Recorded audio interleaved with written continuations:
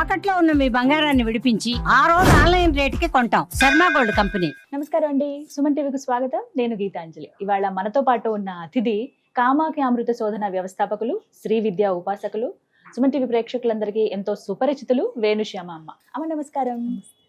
అమ్మ, వసంత నవరాత్రులు ఎంతగానో ఎదురు చూస్తున్నాం అమ్మవారి ఆరాధన కోసం. ప్రతిరోజు అమ్మదే, కానీ విశేషంగా నవరాత్రులు మనం జరుపుకుంటాం. అందులో ఈ వసంత నవరాత్రుల ప్రత్యేకత, విశిష్టత మాట్లాడుకుంటూ మొదటి రోజున అసలు ఎలా ప్రారంభించాలి, చాలా సందేహాలు ఉన్నాయి, వీటికి సంబంధించి అడుగుతాను. ముందుగా విశిష్టత తెలియజేస్తారా? వసంత నవరాత్రులు చూడండి, అందులోనే వసంతం. వసంతం అంటే ఏంటి అంటే రంగుల కలయిక. ఇక్కడ రంగుల కలయిక ఏమిటి అని మనం ఒకసారి ఆలోచిస్తే, మామూలుగా ఏంటంటే మన హోలీ రోజున చూడండి కలర్స్ జల్లుకుంటున్నాం. అవి కూడా ఏంటి, చెట్టు బెరళ్ళ నుంచి తీసి పూర్వకాలం.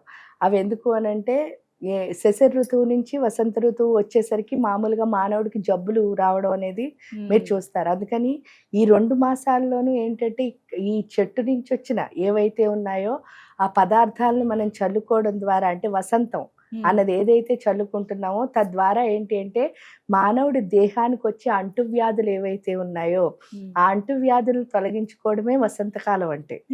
కానీ ఇక్కడ నిజమైన వసంతం అంటే ఈ చల్లుకోవడం ఇదంతా మనం బయటకు చూస్తున్నది అయితే, లోపల మనం చూస్తే చూడండి కోయిల పాట, అదొక కలరు.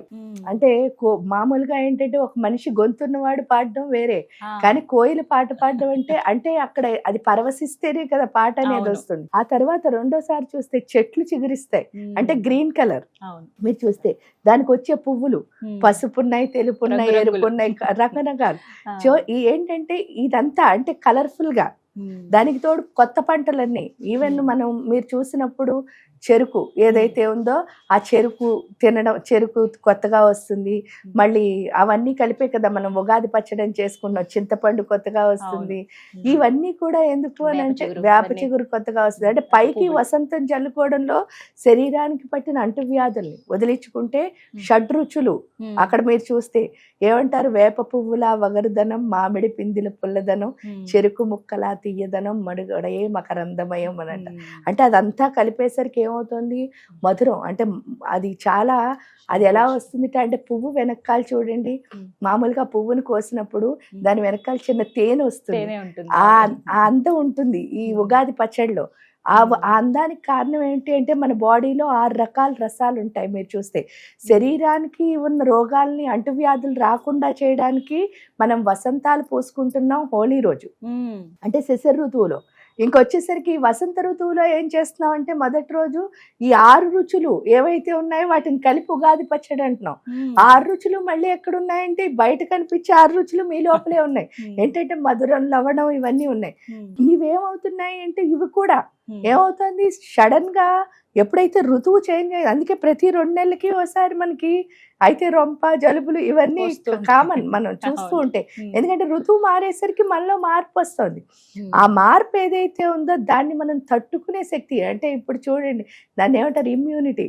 ఆ ఇమ్యూనిటీ సిస్టమ్ని పెంచడం కోసం వీళ్ళు రుచులు పెట్టి ఏం చేశారు, ఆ రుచులు మన లోపల ఉన్నవి ఆ బ్యాలెన్స్గా లేకపోవడానికి కూడా కారణం. అంటే ఋతువు మారేసరికి ఇంబ్యాలెన్స్ అవ్వడానికి కూడా కారణం ఏమిటి అంటే, మనకి ఒక లక్షణం ఉంటుందిట. ఆ లక్షణం పేరేంటి అంటే పక్క వాళ్ళతో కంపేర్ చేసుకునే లక్షణం. అంటే కనిపించిన ప్రతి ఒక్కళ్ళతోనూ మనం కంపేర్ చేసేసుకుంటాం.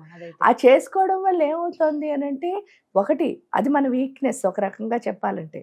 ఎందుకు వీక్నెస్ అంటే, నేను మిమ్మల్ని చూడడం నా వీక్నెస్సే కదా. నిజంగా ఎక్కడ చూస్తే నాలో మార్పు వస్తుంది, నాలో చూస్తే నా స్ట్రెంగ్త్ ఏంటి అంటే నన్ను చూసుకోవడం. అది మనకి ఎందుకు, అది మర్చిపోయి మనం ఎప్పుడు చూస్తున్నామో. దానివల్ల రసాలు ఎందుకండి మారుతున్నాయంటే, మన దేహంలో 72,000 నాడీ మండలం ఉంది. అంటే మన పెద్దలు పెట్టిన ఏ పండక్కైనా సరే ఎంత గొప్ప అర్థం ఉంది అన్నది మనం అర్థం చేసుకోవాలి. అందుకని నేనేమంటానంటే, ఏది విశ్లేషించకుండా పెద్దవాళ్ళు చెప్పిన మాటని మనం ఫాలో అయిపోతే చాలు, మన జీవితం బాగుపడుతుంది. కానీ మనం అలా చేయటంలే. ఇక్కడ ఉగాది పచ్చడిలో కూడా అదే, శరీరంలో 72,000 నాడీ మండలం ఉంది కదమ్మా. ఆ నాడీ మండలం ఏదైతే ఉందో అది 3 ప్రదేశాల్లో బాడీలో కలుస్తుంది. ఒకదాన్ని వాగ్భవకోటం అంటే ఆజ్ఞాచక్రంలో మొత్తం 72,000 నాడులు కలుస్తాయి. రెండోది కామరాజు కూటం గుండెల్లో కలుస్తాయి, మూడోది శక్తి కూటం అంటే స్వాదిష్టాన చక్రంలో కలుస్తాయి. ఈ 3 ప్రదేశాల్లోనే 72, అందుకే ఆ 3 ప్రదేశాల్లో ఎక్కడైనా సరే చిన్న దెబ్బ తగిలితే బాడీ అంతా పెయిన్స్ వస్తాయి. మీరు గుర్తు చాలా, ఎందుకు అని అంటే మొత్తం 72,000 నాడులు కదిలిపోతున్నాయి.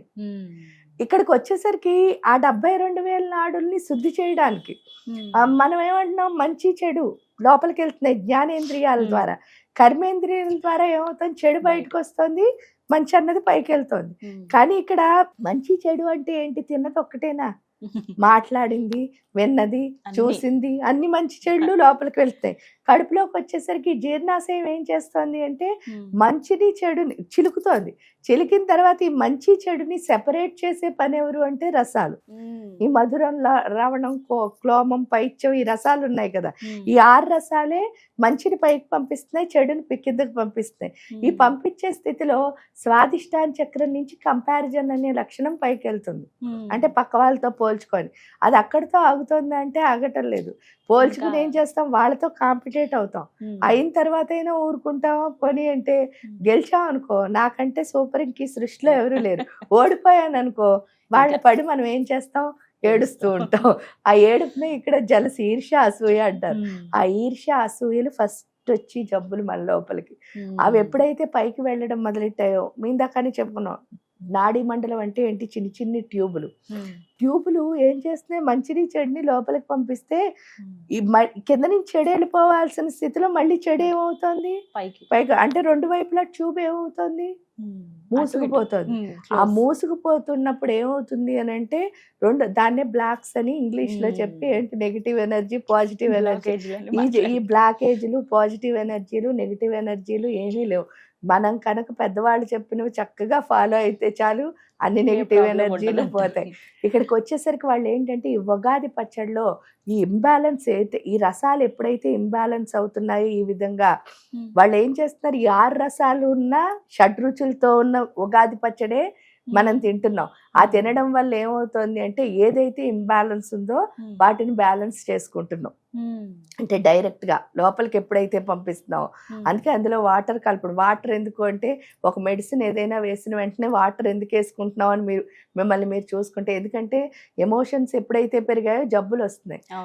అందుకే చూడండి, 2 జబ్బులు ఫస్ట్ వచ్చి 12 జబ్బులేట.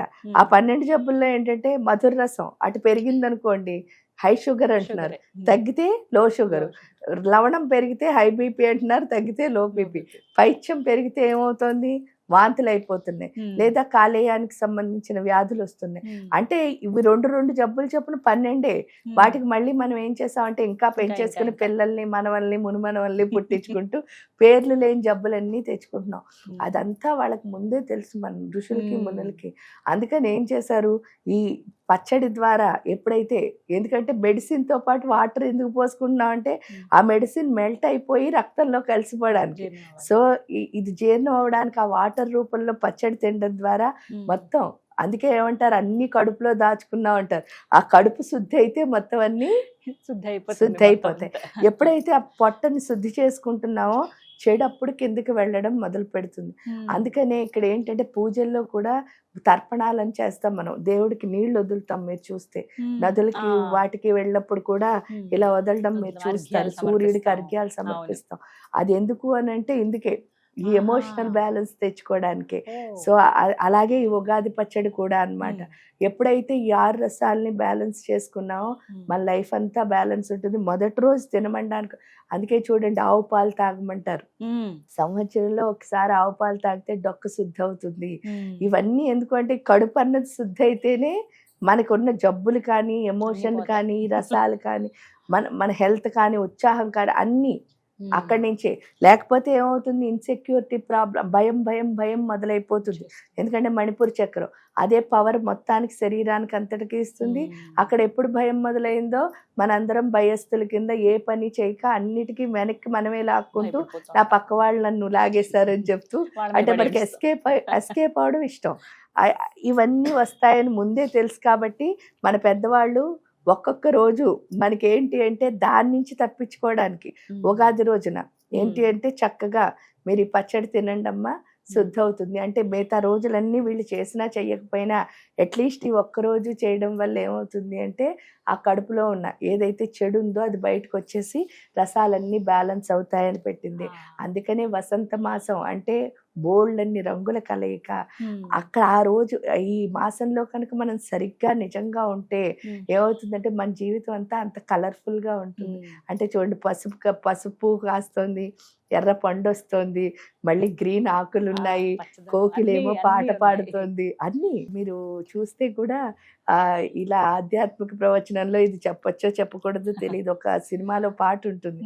ఆ పాట ఏంటి అంటే అతిశయమే అతిశయమే అని అమ్మాయిని వర్ణిస్తూ పాడినప్పుడు ఆ అతిశయంలో ఏంటంటే గురువెవ్వరు లేని కోకిల పాట అతిశయమే అని అంటారు. అంటే ఆవిడకి గురువెవరు లేరు, అది పుట్టడమే బై బర్త్. దాని లోపల నుంచి ఆ పాట వస్తుంది. చూడడానికి మళ్ళీ ఎలా ఉంటుంది అది వసంత అంటే చూడండి, దానికి ఆ టైం ఎలా తెలుసు. ఇప్పుడు మనకి మైండ్ ఉంది, మనం ఇన్ని మాట్లాడుతున్నాం, మనకు అన్నీ తెలుసు, కానీ కోకిలకి టైం ఎలా తెలుసు? వసంత మాసంలోనే కుయ్యాలని. కానీ భలే పోటీ పడుతుందమ్మా ఆ టైంలోనే ఎందుకు కూస్తుంది? ఇవన్నీ చూస్తే పెద్దవాళ్ళు చెప్పింది మనం ఎందుకు వినాలి అని మనకు అర్థం అవుతుంది. అంటే మీరు వెళ్ళి వసంత మాసంలో పాడాలని అనుకోలే, కోకిల పాడాలనుకుంది. దానికి ఫస్ట్ గురువు ఎవరు లేరు, రెండోది దానికి అసలు బుర్ర తెలీదు, మాట రాదు, ఇవేవి లేకుండా అది పాడగలుగుతుంది ఆ టైంకి కరెక్ట్ గా. కొన్ని పక్షులు చూడండి, కాశీ అక్కడికి వలస వస్తాయి, కొన్ని 2000 3000 కిలోమీటర్ల నుంచి వస్తాయి. అవి ఎలా ఆ టైంకి అక్కడికి వచ్చేస్తాయి? నవంబర్ నెలకి అక్కడ ఉంటాయి ఖచ్చితంగా. అవి వాటికి నవంబర్ ఎలా తెలుసు? మరి ఇవన్నీ ఆ జ్ఞానం ఎక్కడి నుంచి వచ్చింది అంటే దేవుడి, అంటే ప్రకృతి దైవ స్వరూపం, ప్రకృతి తల్లి స్వరూపము. ఆ తల్లి స్వరూపమైన ప్రకృతే వాడికి నేర్పిస్తోంది కదా. మరి ఇవన్నీ చూసినప్పుడు దేవుడు ఉన్నాడా లేదా నీకు ప్రశ్నే లేదు. మన పెద్దవాళ్ళు చెప్పింది ఖచ్చితంగా ఎందుకు వినాలంటే వాళ్ళ అనుభవంతో మనకి చెప్పారు. ఇప్పుడు మనం ట్రై చేయాలనుకునే బదులు ఆ అనుభవాన్ని ముందుకు తీసుకెళ్తే సరిపోతుంది. ఆ ఒక్కటి చేస్తే మన జీవితం వసంత మాసం అవుతుంది. అది నా అభిప్రాయం. వసంత మాసం అంటే అర్థం ఇది, ఇలా తెలుసుకోవాలి. చాలా బాగా చెప్పారమ్మా, ధన్యవాదాలు.